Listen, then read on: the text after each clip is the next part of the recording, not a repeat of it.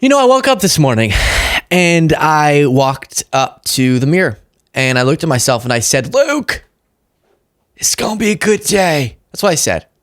True story. And then mere moments later, I was proven wrong when I opened up my fridge. And if you know me, you know I am not good at cooking. So sometimes I will buy things thinking I'm going to do a lot of home cooked meals. And then I won't. And so a jug of milk. I promise we'll get to why Trump's on screen. It's very important. But wait, okay, this is important too. You don't care about my life. And there's a jug of milk that, I don't know, was probably there when the dinosaurs were walking the earth. It was an old jug of milk. And I had never seen a jug of milk do what this jug of milk did. What it had done. What it chose to did. Which was start seeping. Its toxic sludge, moldy, gross, cheese-smelling nastiness was seeping. It was seeping out onto the glass thing, shelf, down onto my floor. And it smelled like a cheese factory had been shut down, but they left all the cheese 16 years ago. And then they turned it into an experiment to see how moldy and nasty and disgusting and spoiled they could get it to smell. That's what it smelled like. And so this morning, early, I was on the floor with paper towels, smelling that smell and cleaning it off the floor. And I said to myself, I went back to the mirror, disgusting smell all in my nose. My nose, not me, my nose had become suicidal. It was really weird. I was talking off a ledge. It was crazy morning. And I said to myself, I looked in the mirror, I said, Luke, this day couldn't possibly get worse. And I got to the office. I opened up my computer and I looked at Trump's True Social feed and I had been wrong. It got worse. The day got worse. And it's not even noon yet. So here we go. We're going to get to what you're going to see circulating a lot, which is a video that Trump posted of a party in Gaza and how wonderful it's going to be when the United States invades or something. We'll get to that. That's what I saw first. And I got even more nauseous by the absurdity of what Trump was posting. But first, most importantly, he said this. As a president who is being given credit for having the best opening month of any president in history. Yeah, you're being given credit by the people around you. Quite naturally, here come the fake books and stories with the so-called anonymous or off-the-record quotes. At some point, I'm going to sue some of these dishonest authors and book publishers, or even media in general, to find out whether or not these anonymous sources even exist, which they largely do not. They're made up. Fake news, defamatory fiction, and a big price should be paid for this blatant dishonesty. I'll do it as a service to our country. Who knows? Maybe we'll create some nice new law. So we've been following, I think more closely than almost anyone on the World Wide Web, the threats against the media that Trump is so blatantly engaging in. Right now, holding hostage a Paramount merger so that they're forced to settle and pay him billions of dollars and admit wrongdoing because he wants to decide how they're allowed to regulate interviews with politicians based on his dispute or lies about the Kamala interview. One of the most horrendous attacks on a news organization in a very long time by a sitting president. And now he's saying, after saying MSNBC is a threat to democracy, and that coming after he had said MSNBC should be shut down by the government, who knows what his plan is there. Now he's saying authors and journalists who use anonymous sources, which is all of them, should have to pay a quote unquote big price. A big price should be paid. So we'll get to what is also very serious, very, very serious, but also cartoonish in how ridiculous it is, which is that video. But this is terrifying. This is indicative of a catastrophic flaw in his approach to free speech. We have a whole different segment today prepped. This is more of a breaking news thing, but a segment we had already prepped yesterday that we're going to do today about the seizing of more control over who gets access to the White House and taking that away from the White House Correspondents Association, which is supposed to have sort of a nonpartisan approach. And now they're saying, no, we want only people who ask questions like Brian Glenn, Marjorie's boyfriend, which is how are you so great? That's the whole extent of the questions Trump wants. But that's for a different segment. So many things, and I have more on the assault on free speech front in a second here. But first, here is a video that Trump posted because he takes nothing seriously except for his own ego.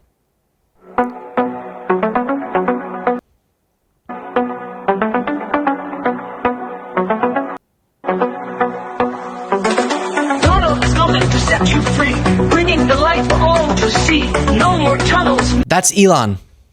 This is an AI generated, someone else generated, I guess he reposted, of Elon eating, I can't even tell what that is, something. Is that a coconut? What? I can't, my screen's kind of, something. He's eating something and it's weird. Why is he what is this? The president, after saying the U.S. is going to seize control of Gaza, he's now talking about making it a resort vacation for Elon, who appears to have a lot of mascara on. No more fear. Trump Gaza is finally here. Trump Gaza shining bright. Golden future, a brand new light. Feast and dance, the deal is done. Trump Gaza, number one.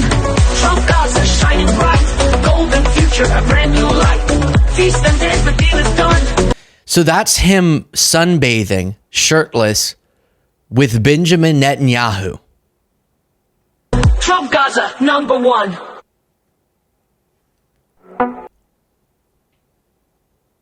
What? What? Can I just quickly, so let's just go through some of these scenes. Let's examine this work of cinematography. Again, all this is AI, obviously. You have Elon here, and then I guess you have what I heard described as belly dancers, but they have beards, I guess. And then you have gold Trump faces, and then you have Trump dancing with somebody. I don't know who this is, because it ain't Melania. So I guess this is the perfect little beach vacation chance for Trump to cheat on Melania again. And then you have Elon money's raining from the sky, pretending like it's going to go to children, but we know that was just for the scene. Even AI Elon is going to go grab the money right back from them. And then I guess there's Trump Gaza resorts. So of course the urge on something that's ridiculous is to go, Pah! But it is coming, it's him promoting as much as he disputes this would be the only logistically possible way to engage in something like this, is a military incursion. He's saying we should have ownership over Gaza. That's his solution to the Middle East. So that his romantic partner Elon, you could show this again, Jaden, can eat pizza or something. Again, I might be misidentifying these objects that AI created. I know you don't appreciate this. I don't either. But if you appreciate my discussion of this, please do click the subscribe button as we continue forward. Another one of his early morning. He's up 6:50 a.m. Before I was cleaning milk off the floor, he was posting this. He also said, I don't understand the Wall Street Journal editorial board. Never have. They come to my aid when I least expect it. Sometimes strongly, and I greatly appreciate that. Very meaningful. But then they come out with some real clinkers. I don't know what that means. Like today's editorial that my auto tariffs will hurt the Michigan automobile business. They are so wrong. So now he's texting like a teenager. This is so ridiculous.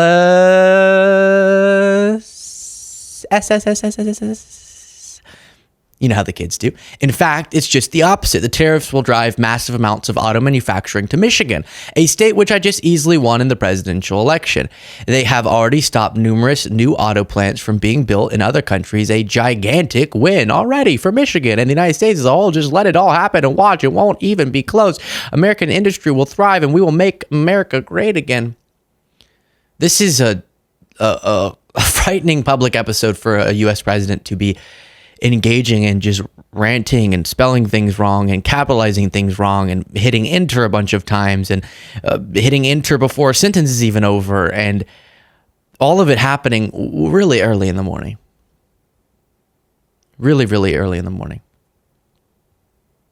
So, by the way, when he says, it's so confusing. Sometimes the Wall Street Journal reports on things and it's more favorable to me, and then sometimes randomly they'll say something bad about me. Maybe because they're not just siding with you. It's not just about their love for you, but sometimes the facts drive them, even though they are more conservative. But even so, sometimes the facts are so overwhelming that they have to say your tariff policy is going to be bad for so many people in so many places. This happening just to add to the frightening moment we're in, as my milk disaster is so far in the rearview mirror that I want to be back scrubbing the floor. I really do. I would rather be doing that than hearing about this. But Trump's FBI is reportedly launching an investigation into James Comey, one of Trump's political enemies. They told us it wasn't about retribution. You also have this: more than 20 workers at Elon's Department of Government Efficiency have opted to resign rather than dismantle critical public services, the Associated Press reported Tuesday. Quote, we swore to serve the American people and uphold our oath to the Constitution across presidential administrations, the 21 workers wrote in a joint resignation letter. However, it has become clear that we can no longer honor those commitments. A revolt within Doge. Jeff Bezos posting. And this, to circle back to the first post I showed you, this is the intention of Trump's threats. So that powerful folks, the Paramount chair, for example, or whatever her title is, who to get this merger to go through, Trump now has more power and a loyalist in the FCC who's being a major headache to Paramount in their merger. I'm blanking on who they're merging with, but somebody. And it's, as I said, being held hostage. And so a powerful leader of Paramount is probably going to choose the option that makes her the most money, but doesn't actually stand up to the abuses of the president because he wants to be able to regulate what CBS does with their free speech. Jeff Bezos. My point in saying this is sometimes the abuse against CBS is to demonstrate to the other outlets, when I call you out, you best change your ways before it gets to me having to abuse you. You should do it preemptively to protect yourself. Jeff Bezos said, I shared this note with the Washington Post team this morning. And apparently he shared this note. I'm writing to let you know about a change coming to our opinion pages. We are going to be writing every day in support and defense of two pillars: personal liberties and free markets. We'll cover other topics too, of course, but viewpoints opposing those pillars will be left to be published by others. There was a time when a newspaper, especially one that was a local monopoly, might have seen it as a service to bring to the reader's doorstep every morning a broad-based opinion section that sought to cover all views. Today, the internet does that job. Yeah, so listen, the capitalistic system that we're in, if properly regulated, is a really effective one. The problem is we don't fill those gaps properly with our governmental policy. But it's not about rooting on the downfall of capitalism or something, as I think he's trying to frame this as opposing. And I love personal liberties than anybody else, as much as anyone else. But limiting the scope, and also how's he defining that? We don't know. But this has caused Trump's administration, Stephen Chung, to post this in response. The Grinch smiling very creepily. Gosh, I hate the Grinch. Oh, I hate the Grinch so much. This is giving me flashbacks. As a kid, I watched it one time. Who's that actor, Jaden? In the Grinch, do you know who? Jim Carrey? Jim Carrey. Why'd you do it, Jim? Why'd you do it, Jim? I haven't slept since I was 8. because of Jim Carrey's freakishly long, furry fingers. Get that off my screen, Jaden. Oh my gosh. What a terrible, terrible children's character. But Stephen Chung is going, we're moving him. They're not gonna have as diverse of opinions being articulated. Again, I want to emphasize, I love personal liberties. When people say free markets, there's no fully free market. Every country has some forms of regulations. But if it's saying that any attempt to utilize governmental policy to leverage those markets, thus making them not completely laissez-faire, which is already the system that we have, which is not fully laissez-faire, that those views can't be, a more left-wing approach to free markets can't be articulated, that's scary. Not as scary as the Grinch, but scary. This is the moment that we're in. Brazen attacks on free speech, threats, and then Jeff Bezos, remember, donating to Trump after he won the election, donating to his inaugural fund. He has said to the Washington Post, or he prevented the editorial board from endorsing Kamala, as they have endorsed candidates in elections for so long. He said, no, you can't. Causing a lot of people within the Washington Post to say, this is not what I signed up for. Isn't the slogan of the Washington Post that democracy dies in the darkness? Well, you're kind of fighting for the side of darkness all too often, Bezos. Share your thoughts in the comments.